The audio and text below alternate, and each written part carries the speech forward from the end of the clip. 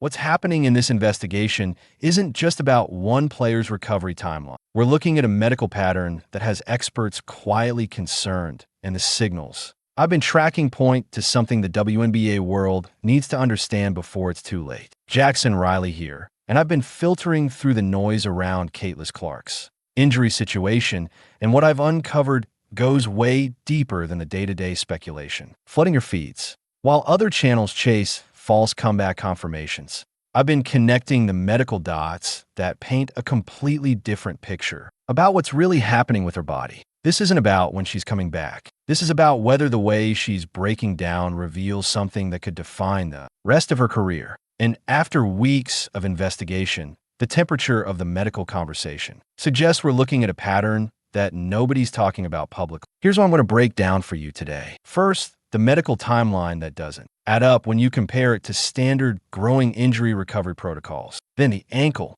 complication that medical experts are calling a red flag for her movement mechanics. And finally, what this pattern suggests about the bigger picture that could reshape how we think about Caitlin Clark's long-term future in this league. If you're here because you want the real analysis behind the headlines, hit that subscribe button right now, because what we're diving into today is the kind of medical detective work that other channels won't touch. And you're going to walk away understanding exactly why the experts I've been talking to are more concerned than they're letting on publicly. So let's start with the facts, because the timeline alone tells a story that should have everyone paying attention. On July 15th, Caitlin Clark was diagnosed with a right groin injury, standard recovery for groin strains. Medical literature puts it at 2 to 4 weeks for grade 1, 4 to 6 weeks for grade 2, and 6 to 8 weeks for grade 3 injuries. We're now at week 5, and instead of improvement, we're seeing complications.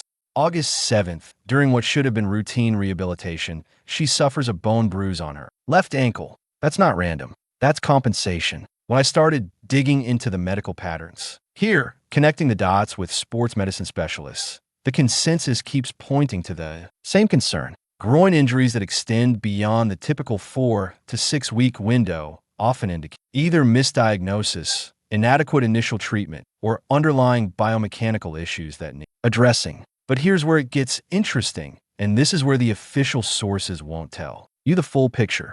ESPN quietly pushed her estimated return date from August 26th to September 2nd. Coach Stephanie White's latest update on August 20th was telling. Until she can get into practice, and until you guys see her in practice, it's really status quo. That's not progress language. That's plateau language. The temperature of the online conversation among medical professionals suggests something deeper is happening. When groin injuries linger this long, especially in elite athletes with access to top-tier medical care, it usually means one of 3 things. The initial injury was more severe than reported. There's an underlying structural issue, or the biomechanics, that caused the injury haven't been corrected. Now let's get into rumor territory, because the signals from inside the organization tell a different story than what's being reported officially. Sophie Cunningham, who's been rehabbing her own injuries alongside Clark, revealed something on her podcast that medical experts I've spoken to say is actually the most honest assessment we've heard. She doesn't even know when she'll be back. Literally, it's a day-by-day legit type of. That's not typical recovery language for a straightforward groin strain. Day by day. Assessments 5 weeks into recovery.